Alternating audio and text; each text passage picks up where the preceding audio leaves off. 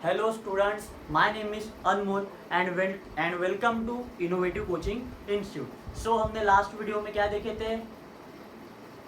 Division के rules देखे थे, बराबर। हमने एडिशन, सब्ट्रैक्शन, मल्टीप्लिकेशन और डिवीजन चारों के चारों रूल्स हमने खत्म कर दिए। एडिशन, सब्ट्रैक्शन, मल्टीप्लिकेशन और डिवीजन के। अभी हमें क्या स्टार्ट करना है? अभी हमें फ्रैक्शन वाले टर्म्स का स्टार्ट करना है कि अगर दो अपॉन वाली टर्म्स है, दो फ्रैक्शन वाली टर्म्स है, उन दोनों के बीच में प्लस का साइन रहेगा तो क्या करना पड़ता है, माइनस का साइन रहेगा तो क्या करना पड़ता है, और मल्टीप्लिकेशन का साइन रहेगा तो क्या करना पड़ता है। तो ऐसे हमें कुछ और भी कुछ फ्रैक्शंस वाले देखना है कि हमें फ्रैक्शंस वाली टर्म को सिंप्लीफाई कैसे करते हैं, वो हमें अभी देखना है। सो अभी देखो, अभी हमें क्या पढ़ना है, फ्रैक्शन वाली टर्म्स का पढ़ना है। तो अभी फ्रैक्शन वाले टर्म्स को हम सिंप्लीफाई कैसे करेंगे, तो अभी हमें फ्रैक्शन का पढ़ना है। तो अभी देखो बेटा लोग, ये जो फ्रैक्शन का है ये तुम्हें मैथ्स 1 में 10th के मैथ्स 1 में लीनियर इक्वेशन इन 2 वेरिएबल में ऐसे कुछ प्रॉब्लम्स है जो फ्रैक्शन में आते हैं, तो उन्हें सिंप्लीफाई करके नॉर्मल करना पड़ता है, यानी सीधा स्ट्रेट इक्वेशन बनाना पड़ता है, लीनियर टाइप बनाना पड़ता है।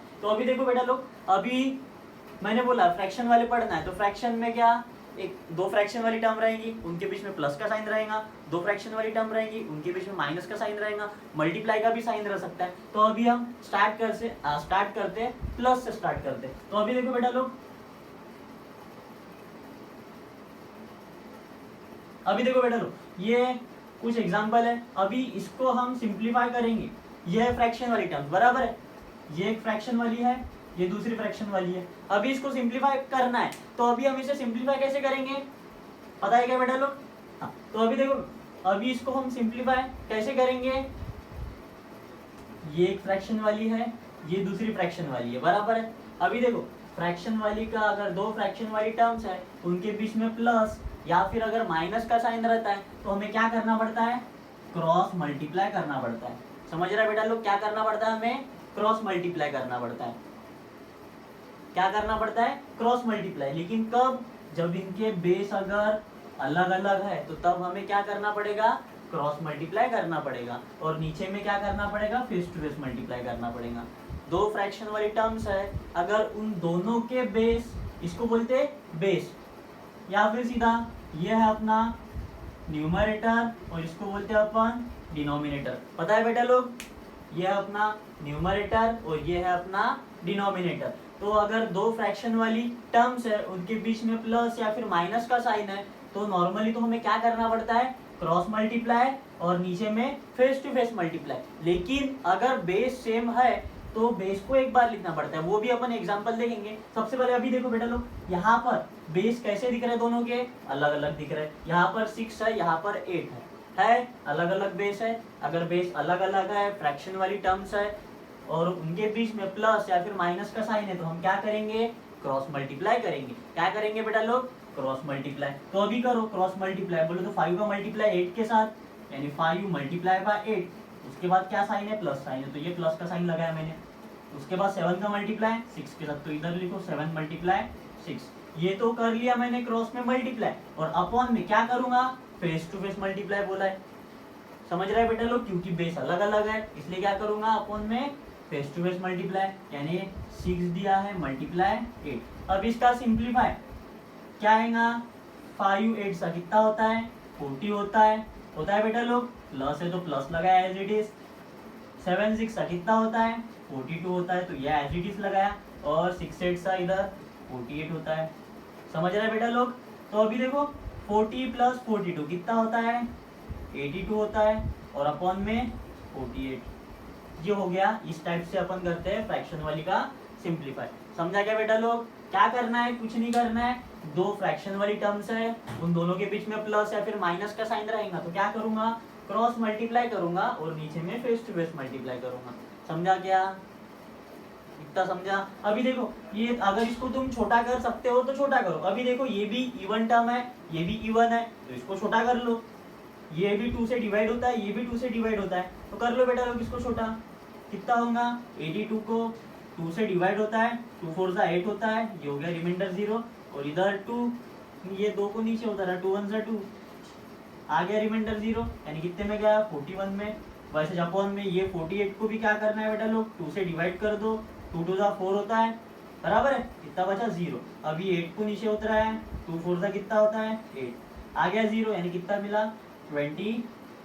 अब देखो बेटा लोग, अगर ये भी छोटा होता होगा तो छोटा कर लेना, लेकिन देखो ये 41 है, यानी ये ऑड टर्म है, ये 24 है, ये इवन टर्म है, तो ये छोटा नहीं हो सकता, तो इसी को यहाँ इतने पर ही रख देना, यानी ये हो गया फ्रैक्शन वाली टर्म का सिंप्लीफिकेशन। समझा क्या? कोई दिक्कत है बेटा लोग इधर? पक्का समझा? हाँ, अब देखो यही वाला, ये अपन ने तो फर्स्ट वाला एग्जांपल देखे थे, इतना समझा क्या? दो फ्रैक्शन वाली टर्म रहेंगी, उन दोनों के बीच में प्लस या फिर माइनस का साइन रहेगा, तो हम क्या करेंगे, क्रॉस में मल्टीप्लाई करेंगे और नीचे में फेस टू फेस मल्टीप्लाई करेंगे। लेकिन एक बात ध्यान में रखना बेटा लोग, बेस दोनों के कैसे है, अलग अलग है, इसलिए हम क्या कर रहे हैं, क्रॉस में मल्टीप्लाई कर रहे हैं और नीचे में फेस टू फेस मल्टीप्लाई कर रहे हैं। अभी देखो बेस सेम वाली की भी अभी अपन एग्जांपल देखते हैं, इनका बेस सेम रहता है तो उस टाइम हमें क्या करना पड़ता है। तो अभी देखो ये मैं एग्जांपल ले रहा हूँ 7/5 प्लस 8/5। अब देखो बेटा लोग, इसमें क्या दिख रहा है अपने को, ये एक फ्रैक्शन वाली है, ये दूसरी फ्रैक्शन वाली है, ठीक है। अब मैंने बोला दो फ्रैक्शन वाली टर्म रहेंगी, दोनों के बीच में प्लस या फिर माइनस का साइन रहेगा, तो क्या करना पड़ेगा हमें, क्रॉस में मल्टीप्लाई और नीचे में फेस टू फेस मल्टीप्लाई बोला है मैंने। लेकिन बेटा लोग एक बात ध्यान में रखना, कौन सी वाली बात हमें ध्यान में रखना है कि इनके बेस सेम है क्या, हमें देखना है। अगर अभी देखो यहाँ पर बेस जो दिख रहा है कैसे दिख रहा है बेटा लोग, सेम दिख रहा है क्या, यहाँ पर भी 5 बोले तो डिनोमिनेटर कैसा दिख रहा है, सेम दिख रहा है, यहाँ पर भी 5 और यहाँ पर भी 5 है क्या सेम, हाँ सेम है। बेस सेम रहते हैं तो उस टाइम हमें क्या करना पड़ता है, बेस को एक बार लिखना पड़ता है। यहाँ पर भी 5 है, यहाँ पर भी 5 है, बेस सेम है तो बेस को क्या करूंगा, एक बार लिखूंगा। समझ रहा है? यहाँ पर जो बेस थे कैसे थे, यहाँ पर बेस अलग अलग थे, यहाँ पर जो डिनोमिनेटर थे यहाँ पर कैसे थे, अलग अलग, यहाँ पर 6 था, यहाँ पर 8 था क्या, इसलिए मैंने क्या किया, क्रॉस में मल्टीप्लाई किया और नीचे में फेस टू फेस मल्टीप्लाई किया। समझ रहा है? लेकिन यहाँ पर कैसा है, बेस कैसे है, सेम है, यहाँ पर बेस अलग अलग थे, यहाँ पर बेस सेम है, तो जिस टाइम बेस सेम रहेंगे तो उस टाइम मैं क्या करूंगा, बेस को एक बार लिखूंगा और ऊपर में जैसा दिया है एज इट इज वैसे लिखूंगा। जैसा दिया है बोलो तो क्या, ये 7 है तो ये 7 को एज इट इज लिखा, ये प्लस है तो प्लस को भी एज इट इज लिखा, ये 8 है वैसे का वैसे। समझा क्या? कोई दिक्कत है क्या? ये भी अपॉन वाली है बोले तो फ्रैक्शन वाली, ये भी अपॉन वाली है बोले तो फ्रैक्शन वाली, दो अपॉन वाली टर्म है लेकिन इनके बेस कैसे है, सेम है। अगर दो अपॉन वाली टर्म रहेंगी, उन दोनों के बीच में प्लस या फिर माइनस का साइन रहेगा और उनके बेस कैसे रहेंगे, सेम रहेंगे, तो उस टाइप के एग्जाम को उस टाइप के एग्जाम्पल को हम कैसे करेंगे, बेस सेम है तो बेस को एक बार लिखेंगे और ऊपर में जैसा दिया है एज इट इज वैसा लिखेंगे। जैसा दिया है 7 + 8 दिया था तो एज इट इज 7 + 8 लिखा। अब इसको होता है क्या, 7 + 8 कितना होता है, 7 + 8 15 होता है अपॉन 5, यानी इसका सिंप्लीफिकेशन क्या है, 5 3 होता है बेटा लोग, 5 3 तो ये 3 लिखा, यानी ये फ्रैक्शन वाली टर्म को मैं सिंप्लीफाई करूंगा तो आंसर क्या आएगा, ये आएगा। समझा क्या? कोई दिक्कत है क्या? ये हमने बेस सेम वाला एग्जांपल देखे और ये बेस अलग अलग वाला एग्जांपल देखे। समझा क्या? कोई दिक्कत है इधर? नहीं? हाँ, अगर दो फ्रैक्शन वाली टर्म्स है, उन दोनों के बीच में प्लस या फिर माइनस का साइन है तो हम क्या करेंगे, क्रॉस मल्टीप्लाई नीचे में फेस टू फेस। लेकिन एक बात हमें ध्यान रखना है, कौन सी वाली बात कि उनके बेस कैसे चाहिए। अगर उनके बेस अगर सेम रहेंगे तो बेस को एक बार लिखेंगे और ऊपर में जैसा दिया है एज इट इज लिखूंगा। लेकिन अगर उनके बेस अगर अलग अलग है तो मैं क्या करूंगा, क्रॉस में भी मल्टीप्लाई करूंगा और नीचे में भी क्या करूंगा, फेस टू फेस, जैसे मैंने इधर किया है। हाँ, समझा क्या बेटा लोग? अगर इसमें कुछ भी डिफिकल्टी आ रही होंगी, अगर कौन सा भी प्रॉब्लम अगर नहीं समझ रहा होगा तो मेरे को बताना। अगर ये नहीं समझा होगा, कौन सा भी दोनों में से कोई भी अगर नहीं समझा होगा तो मेरे को कमेंट करके बिल्कुल याद से बता देना।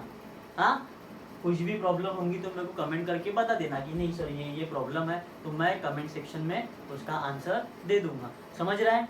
कोई दिक्कत है क्या बेटा लोग? इधर एक और एग्जाम्पल देखते हैं इसके ऊपर के। हाँ, अभी देखो एक और एग्जाम्पल अपन देख लेते इसके ऊपर का। तो